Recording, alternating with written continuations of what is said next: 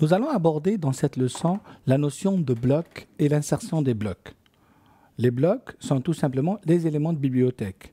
Vous avez la possibilité dans votre dessin d'AutoCAD de créer une bibliothèque d'objets que vous allez utiliser à chaque fois que vous en avez besoin. Ça peut être une bibliothèque d'objets fenêtres, de portes, de personnages, d'arbres, etc. AutoCAD en fournit quelques-uns qu'on verra tout à l'heure. Vous pouvez en acheter dans le commerce d'autres, mais vous pouvez créer vos propres éléments de bibliothèque. J'ai repris pour le besoin de cette leçon l'exercice plan masse avant l'insertion des maisons. Mon idée est la suivante, c'est qu'avant d'insérer ces maisons-là, je vais créer des blocs pour les utiliser dans ce dessin et dans d'autres dessins quand j'aurai besoin. Pour créer des blocs, on va aller dans l'onglet Insertion. Il y a une rubrique ici qui s'appelle Bloc. On a Insérer, Créer, Éditeur. Nous passons par Créer. La fenêtre de dialogue arrive. Il me demande le nom de mon bloc. Je vais l'appeler Modèle 1. Modèle 1. Choix des objets.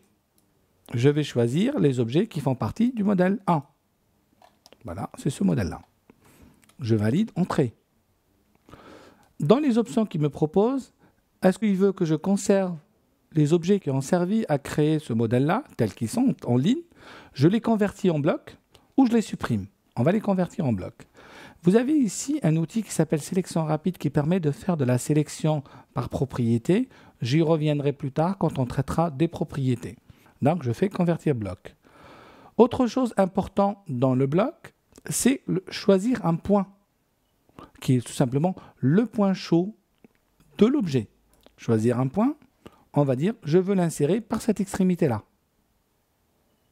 Je fais OK et mon bloc est créé. Je peux refaire la même opération.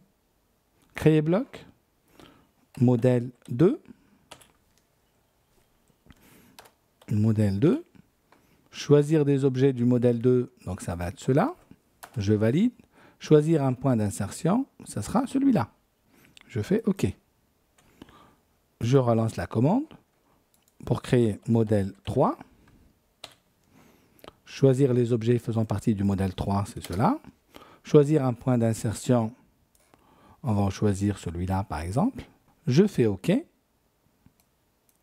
Voilà, j'ai fini de créer des éléments de bibliothèque.